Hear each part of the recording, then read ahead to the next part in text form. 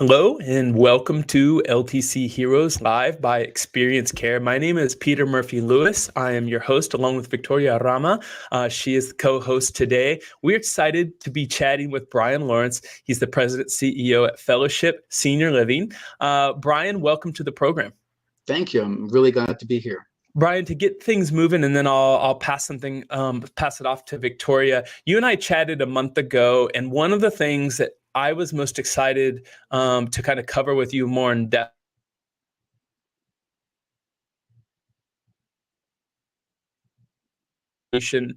in terms of development. I know that you've prepared some slides and so forth. Could you give us maybe a 60-second high level view of what you're doing in 2022 and 2023, and then we'll go into the details as we move along? Sure, absolutely. Should I give a background of who Fellowship Senior Living is first? That'd be great. Wonderful. So just overall, Fellowship Senior Living is a provider of senior living services, housing service and programs throughout New Jersey. We have life plan communities as well as home community-based services, so we could address people's needs wherever it is, whether they want to live in a community or in a home setting. We also have health and medical services like medical practice, rehab and wellness, and a beautiful state-of-the-art culture arts center with a great community theater. So a couple of things that we're doing for community, I'm just going to flip to a couple of slides, is creating much more of a home-like environment throughout the continuum, where we create where the residences are, that open floor plan so people can engage with friends, family, and people in the greater community. We also have this beautiful community theater that's 257 seats, where we have live professional productions from the ballet to musicals to light opera, to orchestras, you name it. And we have a professional ticketed website where people come in and see what show they want any given month of the year. Real quick, Brian, sorry to interrupt. Can you go back to this? So this theater is on your all's property. This is part of your campus and part of your community? It is. And one thing we believe in is really addressing what the boomer generation is looking for, today's consumer, which is, really living in a much more of an engaged, active adult community that's connected to the greater community. So one way of doing that is creating these venues or services that not only meets the needs of the people that live in the community setting, but in the greater community. So that way you have these wonderful intergenerational activities and programs and events, where people can really live a very active, thriving life.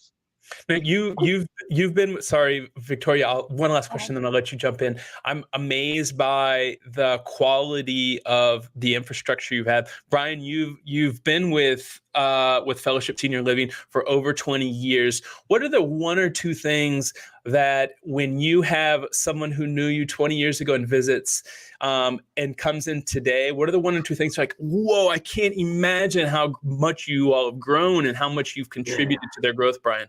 Yeah, I mean, I could talk for a couple of hours on that one.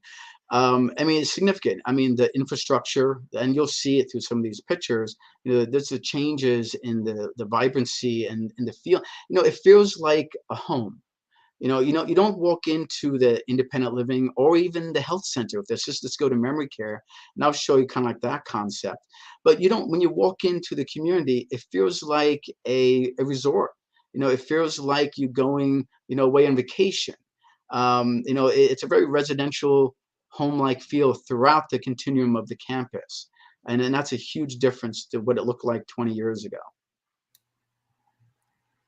Yeah, this is beautiful. It's very impressive, Brian. Just a quick question on the strategic level of what it takes to create something like this. What are if you can take us through kind of like the steps and the parties involved in innovating and creating these types of ambience in an organization like yours, and what are the challenges that you overcame? No, sure. There definitely has to be good alignment. What I mean by that is alignment with the leaders of the organization, alignment with the board of the organization. You also need to have very good communication with the constituents, the residents, and the people that you serve. So those are very key things to have in order to make sure that you can move the organization in the right direction or forward. I always believe in adopting the best practices within the industry and also listening to what the consumer wants. For example, I want to be the Apple of senior living, not the Kodak of senior living. If you follow what I'm saying, we want to be an innovative provider, providing what the consumer is looking for, not a provider that's only looking in the past. Brian, in terms of kind of that mindset that you just shared with us, where did you get that leadership style? Is it something you were born with? Is there a mentor that you've had in and the way that you approach your strategic planning and sharing your vision to get everyone involved? Yeah, that's a good question. It's a combination, I would think, of education experience and life experiences. My education background, I think bore you with too much of that.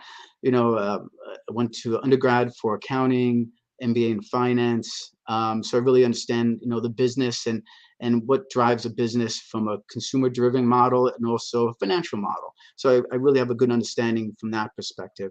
And then from the care perspective, from my own life history, my own relationship with my grandparents and my parents, they had to utilize the continuum of services out there, and it failed them, quite honest. And there were gaps within that, and they were not getting the level of service and the right service at the right time, whether it's in the home or in a community setting.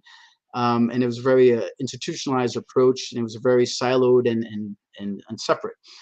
So it was very challenging for them. So what really drew me to this industry was that life experience with the background of the educational piece that really came together and coalesce to really make a huge difference within fellowship senior living and the people that we serve.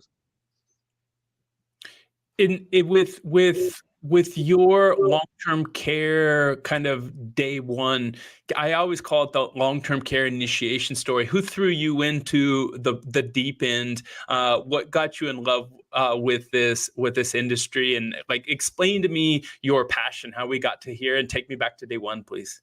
Yeah, it goes from my own life experiences where I lived through the experiences of my grandparents and parents, and really me wanting to make a difference in this industry.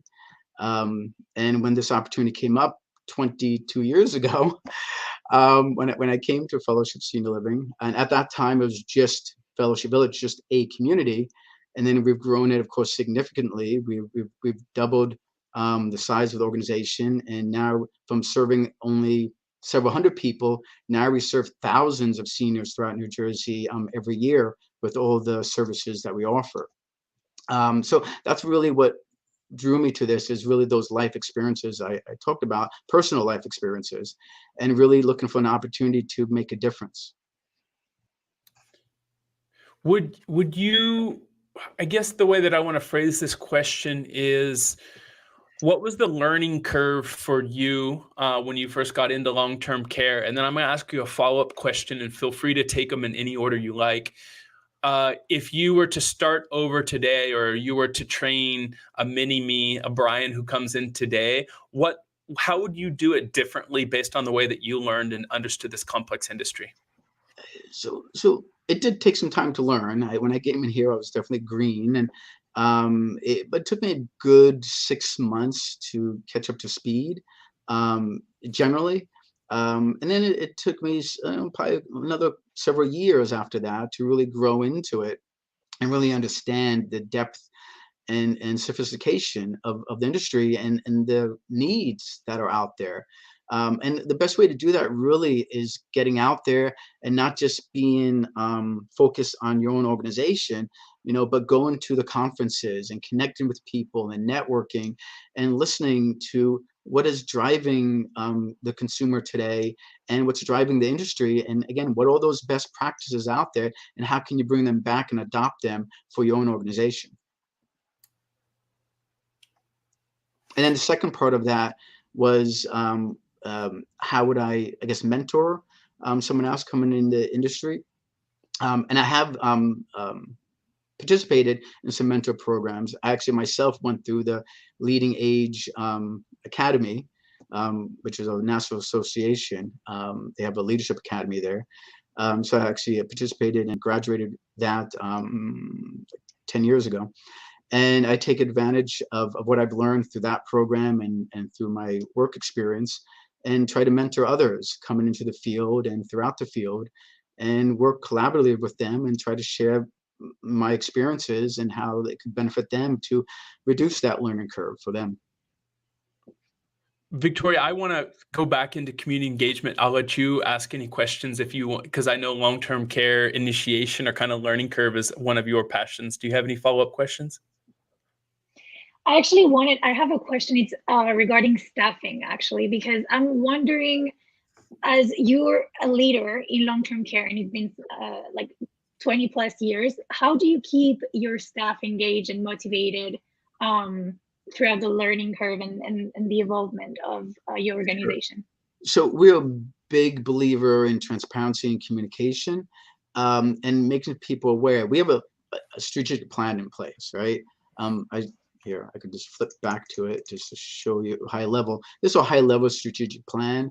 You know, the foundation is our mission and core values. The roof is our culture of the organization. It's a defined culture, which I find is extremely important for an organization. And it's a defined culture of hospitality and excellence that we require from all of our team members. And then we focus on 5 things: people, service, quality, growth, and financial. So those are the key elements that are very important. And this gets communicated, and the details of what's going on within the organization gets communicated to the people that live in our communities, as well as people that work as part of the organization. And this is not a plan that gets put up in a shelf behind me, and it's never seen and you dust it off. It's a living, breathing document.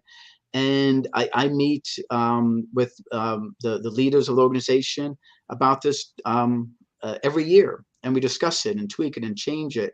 And we also meet with all the supervisors of the organization every year. And then we bring it down and meet with all of the people that work in the communities and part of the organization once every year, and talk about what we're doing strategically and how we're moving the organization forward. So that way they're part of that vision and what we're planning for the future.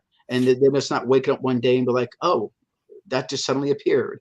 You know, they actually are aware of it well before it even happens. Brian, I want to dive into the weeds a little bit, specifically around strategy, since this is a passion of yours. Which is the area that you find easiest for you to explain and get your team's buy-in? And which is the area that you would say you struggle with? If there is one thing that you could improve upon, like I have problems translating this vision and making sure everyone understands it. I'm gonna take a step back with that question. And I'll say what you really need to initially start with is building trust, and that rapport and that communication, and that doesn't happen overnight. You know, you got to work with people and bring them along with you. Potentially invite industry experts in as well, so don't just hear it from yourself, and really help educate people from that foundation level and bring them along with you on that journey. You know, and once you've established that process and that education and that trust, then when new things come along and new things happen, or new things you got to bring into the mix, you know, it's much more accepting and easier to understand, and they're much more willing to be supportive and help you along that journey.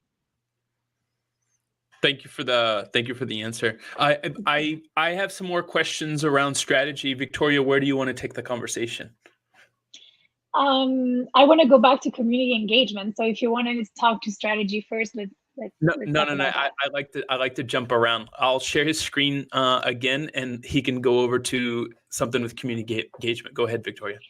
Yeah. So Brian, I was looking at your prep talk with Peter. I noticed you talked about like the fellowship connected living program and some of the other programs you guys were working Sure. on. And I was just, Go I ahead. just wanted to know in general, like, what are the programs that you feel very proud of, and what are the challenges that you had to overcome putting those in place? Sure. Well, let me talk about fellowship since you raised that first, then we go back to a community setting if you like. Let me talk about Fellowship Connected Living, which is our latest service that we're launching in the next couple of months, actually. So you're one of the first ones to see it and hear it. And I'm going to be showing you a video of the concept. But let me give you a big picture of what it is. It's about bringing the level of engagement we've created at a community setting right into people's homes. You know, because as we know, 80% of people out there, older adults out there, never want to leave their home. And that's okay. That's great. You know, people should embrace what makes them happy. And some people want to stay in that home that they've lived for the past 40 years, and that's wonderful. Other people want to live in a community setting where there's other people around and engagement and amenities and services at your fingertips, like, you know, I'll be showing you in a few minutes. But for those people that don't live at home, what a great bridge that's been out there that's helped us is technology.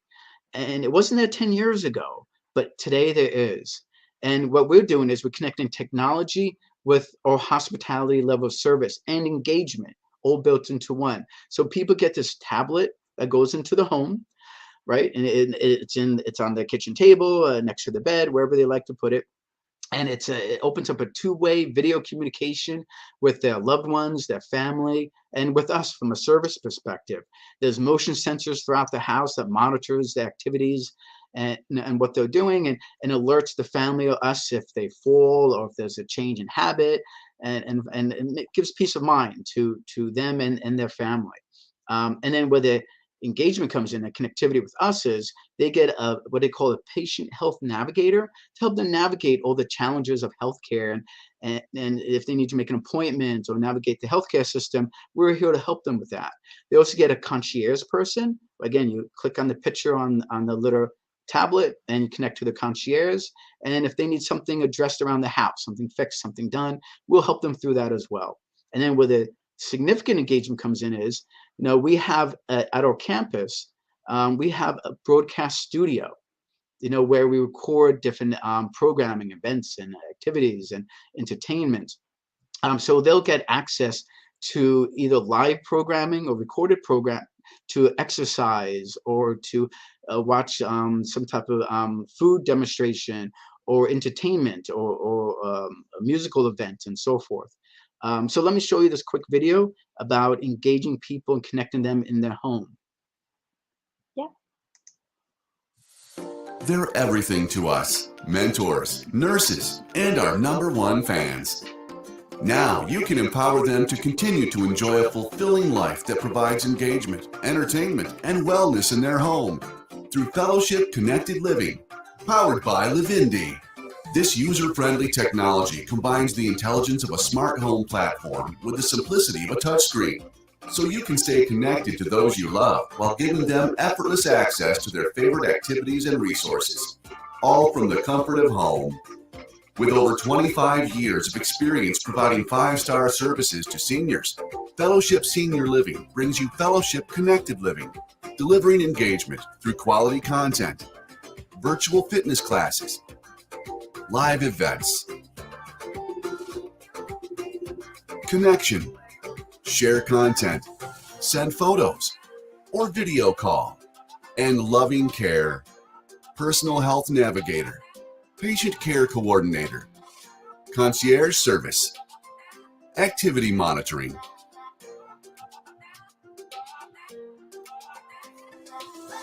They mean everything to us. Then, now, and always. Give your loved one the gift of engaged living with Fellowship Connected Living. Connection, content, and care. Thanks, Brian, for sharing that. I have a question related to how you incorporate new ideas into your organization. If let's specifically take that idea as an example. How does that first plant its seed?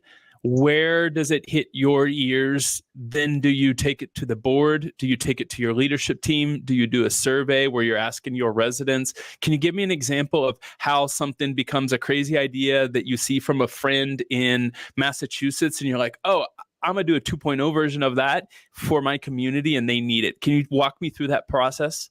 Sure. So there's a couple examples. So let's take and if you want to pull up, can you see my slide? Good. So this is one example, right?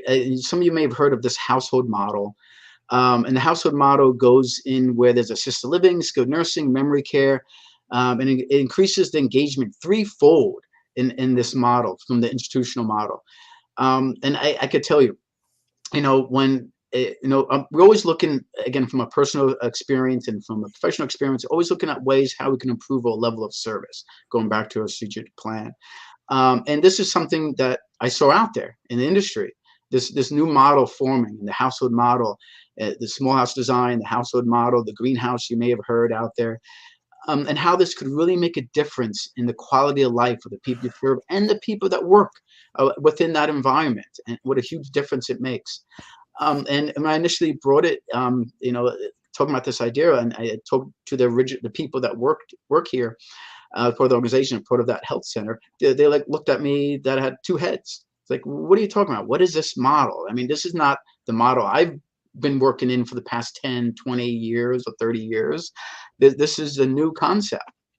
So it goes back to what I said earlier, about the education piece. So I had to go through a whole process, educating the board, educating the leadership team, and having them understand how does this model work? How does it impact the daily life? And what are the benefits of it to the people that we serve? And I could tell you that's the key thing.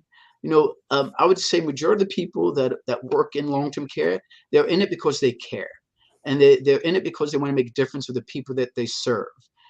So if you could bring a concept to them and touch and connect that passion and that compassion of them serving their residents or the older adults, whatever, depending on the setting is, and how you could make that better, and what a difference it could make, and then you got to walk them through it and show it to them, and how that could really work, and then take them to where it's been successful.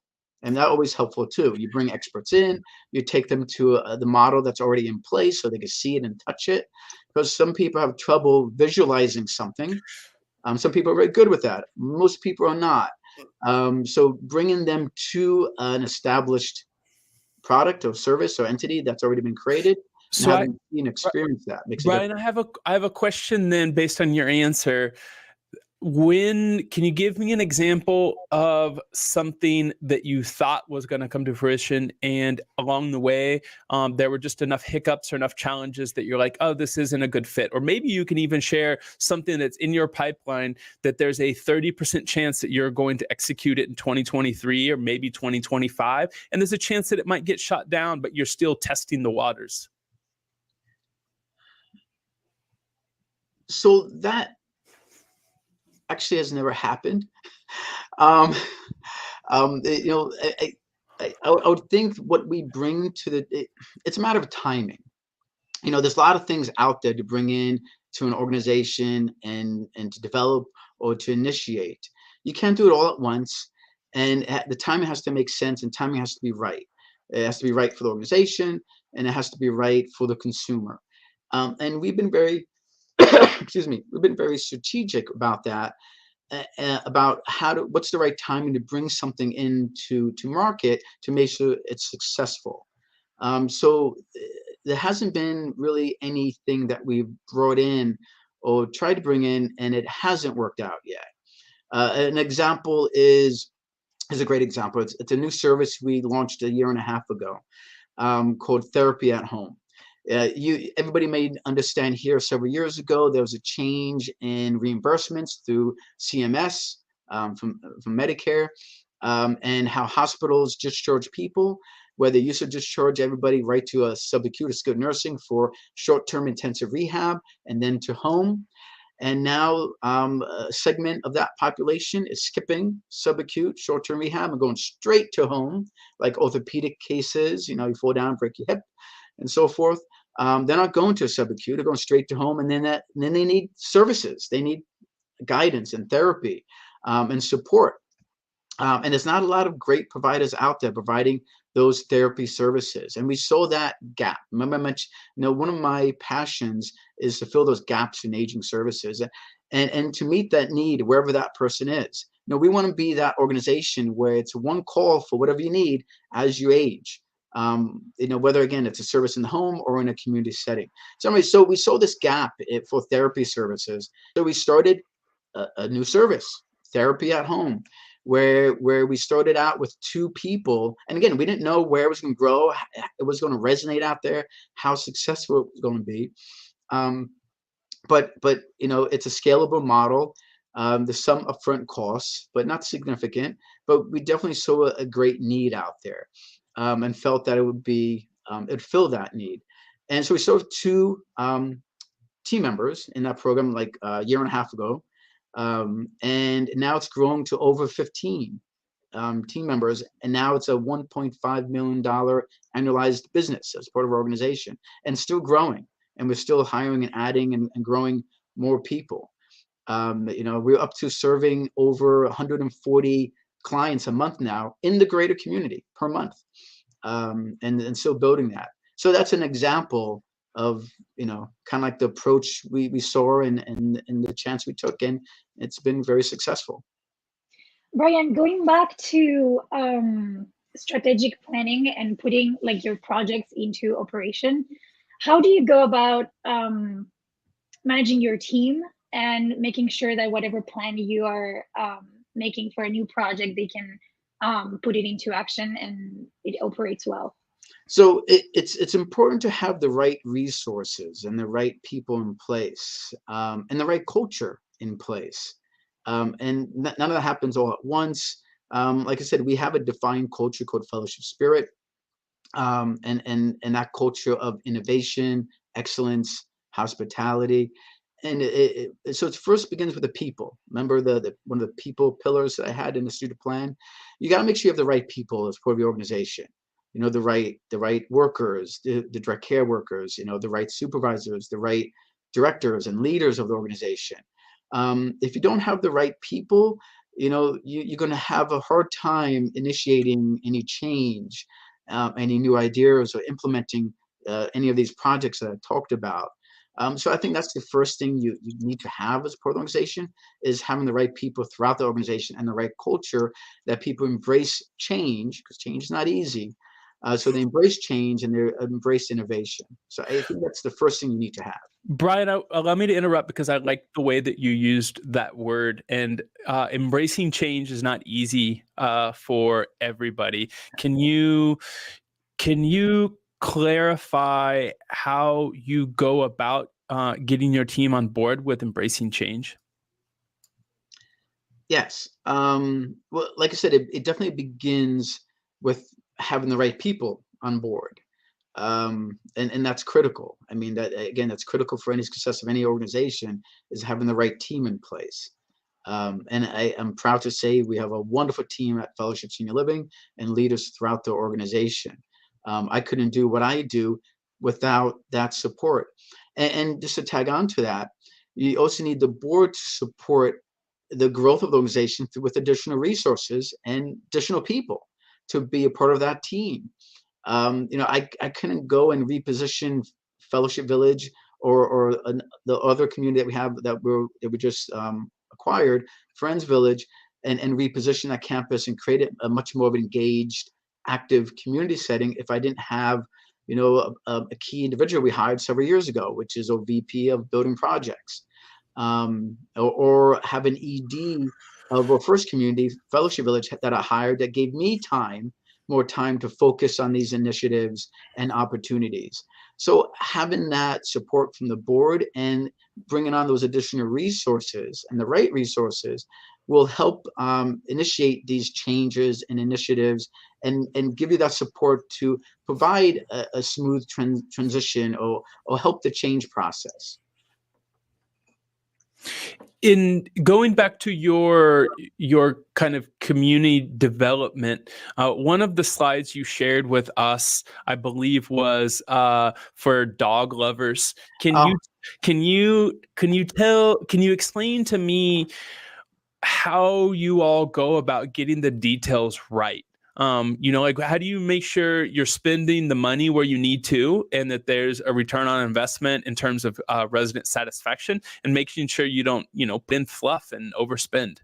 No, that's a great question. One thing I said before is you can't do everything at once. So the things I've talked about have been done over the past 10 years.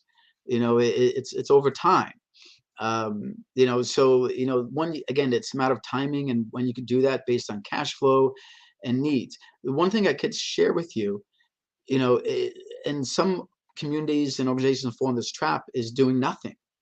Is saying, oh, that costs a lot. I shouldn't spend that money. But I could tell you, doing nothing is the worst thing to do for an organization. Keeping your head in the sand or looking behind you is the worst thing you could do for the organization. You got to always look forward, not in the past. And by looking forward, you got to understand what the marketplace is looking for. What is the consumer looking for? And you got to invest in that. If you don't invest into that when you're strong, you're going to stagnate and you're going to wither and you're going to die. And that's just what it is in general business out there, not just in the long-term care industry, in any industry. You got to reinvest into your product and services to stay relative in the marketplace, to make sure that people want to continue using your services, and you grow your services, and you maintain solid census at your communities. So you have to do that constant reinvesting, but calculated and smartly.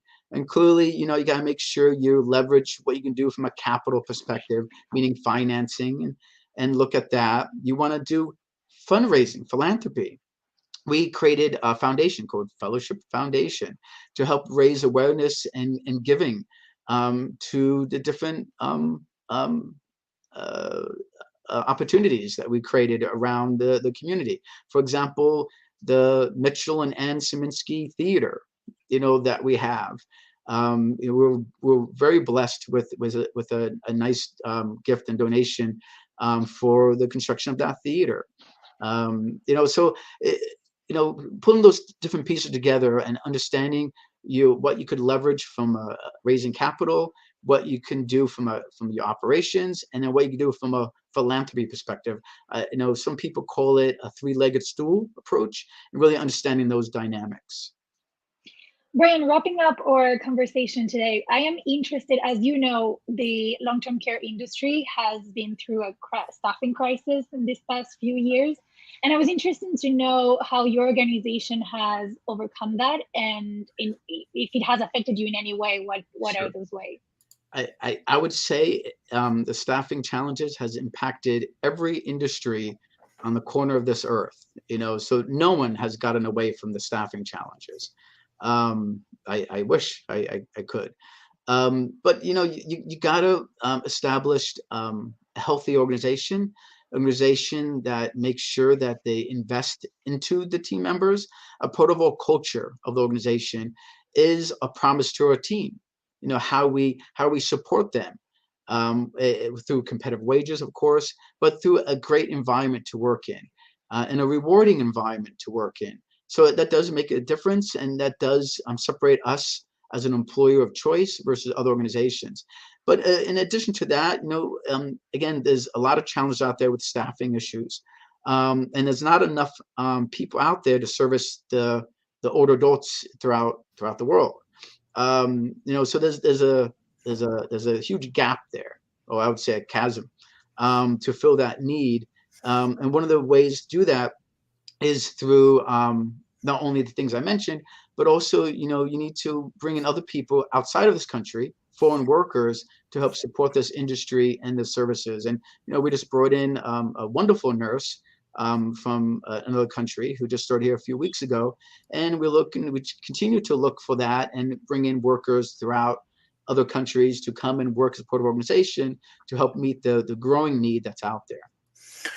Brian, I want to ask you a couple last minute questions, but before we move on, I want to thank our sponsor, Experience Care. They have made it possible that LTC Heroes has a podcast, has a private community over at ltcheroes.com/community. And they also make it possible for us to go to conventions. Like next week, we'll be going to Leading Age Georgia in the Ohio convention. And hopefully, Brian, one of these days, I'll make it to the Northeast and visit you in New Jersey. So thank you, Experience Care, for sponsoring us as one of America's oldest and best EHRs. Brian, I like to ask questions to give a little bit of insight into you as a person and in your leadership and long-term care. If I came to you today and I said, I want to work in your organization and I want to be the CEO of an organization your size, what advice would you give me? And if you don't know me and you don't feel like you could give it, what advice would you give yourself 20 years ago, yourself? That's a great question.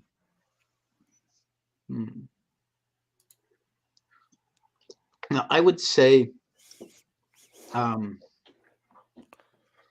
you need to be a good listener. I think that's critical for any good leader. There's a saying that, you have 2 ears and 1 mouth, so you should listen twice as much. And I think that's true in life and in business. And so you really need to be a good listener and really listen what people are looking for in the industry, where the industry is moving towards, what the consumer is looking for. What is your team members? What are they looking for? So I think that's probably one of my, best advice I could give to people is to listen more and hear what people are saying. Brian, that's good advice. I often ask at the convention, what if you could have one billboard that millions of people could see every single day on the highway? What would it say? And at the Georgia Healthcare Association, someone said, "Listen up." So thank you for your advice. Thank you for joining LTC Heroes today. Look forward to seeing you in person and inside the LTC Heroes community. Stay in touch. Thanks, Brian. My pleasure. Thank you so much. Have a great day, everyone.